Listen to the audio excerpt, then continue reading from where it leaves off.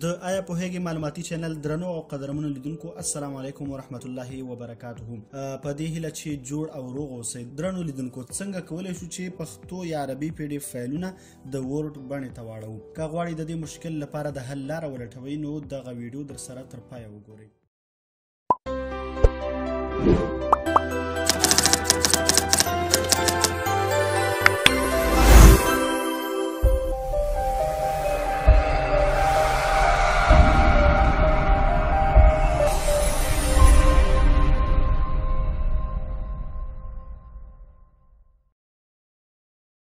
درنو لیدونکو که تاسو غواړئ چې هغه PDF فایلونه د ورډ بڼې ته واړوئ چې په انګلیسي ژبه وي نو تاسو په دې برخه کې له هیڅ مشکل سره نه مخ کیږئ، ځکه چې ډیری شمېر داسې پروګرامونه او همدارنګه سافټویر شته دي چې نیمه دقیقه کې یا بیخي په کم وخت کې انګلیسي PDF فایلونه د ورډ بڼې ته اړوي. نو زمونږ هغه کوم هدف چې دی هغه د پښتو یا عربي ژبې د PDF فایلونو اړول دي چې په دې برخه کې موږ نشو کولی د دغه سافټویرونو او پروګرامونو له لارې په اسانه او همدارنګه له مشکل پرته تغییر کړو، ځکه چې د دغه پروګرامونو له لارې کله موږ پښتو یا عربي PDF فایلونه د ورډ بڼې ته اړوو نو زیاتره مشکل سره مخ کیږو چې له هغه مشکلاتو څخه یو دا دي چې دغه کلمې له یو بل سره نښلول کیږي، معنا یې خرابیږي، همدارنګه معنا او هدف یې له منځه ځي. هغه کوم هدف لپاره چې موږ یې ورډ بڼې ته اړوو کله ناکله دغه پروسه بیخي نه اجرا کیږي، بلکې هغه کلمې او پښتو الفاظ د شکلونو په بڼه تبدیلیږي، ځینې چوکاټونه ترې جوړیږي یا نور شکلونه ترې منځته راځي.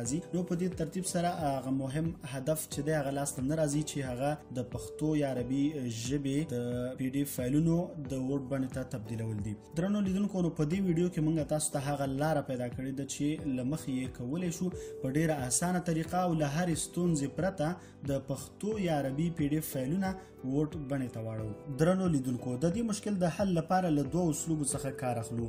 لومړی اسلوب دا دی چې دغه کم PDF فایل چې له موږ سره دی په پښتو ژبه دی او که په عربي ژبه دی دا لومړی راخلو، هغه کومه برخه چې موږ ته په ورډ بڼه په کار ده نو هغه له هغه څخه سکرین شاټ اخلو یا له هغه څخه تصویر اخلو یا دغه PDF همغه صفحه په تصویري بڼه تبدیلو. نو که زمونږ یوه یا دوه صفحې په کار وي نو په دې برخه کې نو موږ کولی شو چې په اسانۍ سره د کمپیوټر د پرنټ سکرین له لارې یا د کوم بل عادي پروګرام له لارې د مغه صفحې څخه یو سکرین شاټ واخلو یا نور ډېر داسې لارې شته دي چې موږ کولی شو د هغه PDF یوې صفحې څخه سکرین شاټ واخلو نو بیا موږ کولی شو په اسانۍ سره دغه سکرین شاټ ورډ بڼې ته واړوو. خو زمونږ هدف دا دی چې موږ څنګه کولی شو پوره او مکمل کتاب او همدارنګه یا مکمل PDF تصویر بڼې ته په یو ځل باندې واړوو، ځکه چې موږ نشو کولی چې د هرې صفحې څخه بیل بیل سکرین شاټ واخلو، تصویر واخلو یا د تصویر بڼې ته یې واړوو، ځکه چې زمونږ وخت به ډېر ونیسي او وخت به مو ډېر ضایع. د همدغې طریقې لپاره مو یوه لاره پیدا کړې ده چې د هغې لارې موږ کولی شو په اسانۍ سره دغه ټول PDF فایل د تصویر بڼې ته تبدیل کړو او یا سکرین شاټونه ترېنه واخلو په یو ځل باندې او په یو فولډر کې. نو د همدې لپاره موږ لومړی د ویب براوزر خلاصوو، په دې کې د ګوګل صفحې ته ځو. د ګوګل په صفحه کې موږ لیکو چې I love PDF. دا هغه ویب سایټ دی چې د همدې له لارې موږ د PDF سره ډېری کارونه کولی شو. د I love PDF د ویب سایټ د خلاصولو څخه وروسته تاسو وینئ چې مختلف خدمتونه وړاندې کوي. زمونږ هدف څه شی دی چې دغه PDF بڼه څنګه تصویري بڼې ته واړوو یا سکرین شاټونه ترېنه واخلو. نو راځو دغه لاندې دریم نمبر کې د PDF to GPG دغه برخه باندې کلیک کوو. د دې برخې د کلیک کولو څخه وروسته موږ فایل په نښه کوو. هغه کم فایل یا کم PDF فایل چې له موږ سره په کمپیوټر کې دی هغه له دې ځایه په نښه کوو. همدارنګه د نښه کولو څخه وروسته به دغه فایل کنورټ کړو یعنی اپلوډ کوو تر څو GPG بڼې ته تبدیل شي یا تصویري بڼې ته تبدیل شي. نو د کنورټ څخه وروسته لږ انتظار کوو تر څو زمونږ دغه فایل برابر شي. کله چې دغه زمونږ فایل برابر شو نو موږ ته د ډاونلوډ اپشن راکوي. ډاونلوډ اپشن وهو، لږ انتظار کوو تر څو زمونږ دغه فایل ډاونلوډ شي. د ډاونلوډ څخه وروسته موږ ورځو کوم ځای کې چې دغه فولډر ثبت شوی دی هغه ځای خلاصوو. دغه فولډر د وینرار فولډر دی یا زیپ فولډر دی، نو موږ باید دغه فولډر ساده او عام فولډر ته تبدیل کړو. نو په دې ترتیب سره ایکسټریکټ کوو. تاسو وینئ د PDF ټولې صفحې سکرین شاټ شوي دي او یا په تصویري بڼه اړول شوي دي. نو موږ دغه ټول تصویرونه په یو بیل او عام فولډر کې ذخیره کوو.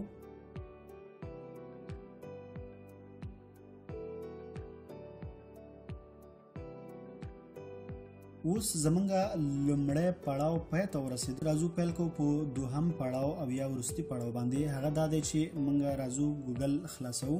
د ګوګل د خلاصولو نه وروسته دغه آیکن له لارې یا د دغې نښې له لارې ډرایو خلاصوو او یا که دغه نښه تاسو ته نه ښکاري نو تاسو کولی شئ راستن په ګوګل کې مای ډرایو ولیکئ او یا هم ګوګل ډرایو ولیکئ نو تاسو ته دغه برخه خلاصیږي.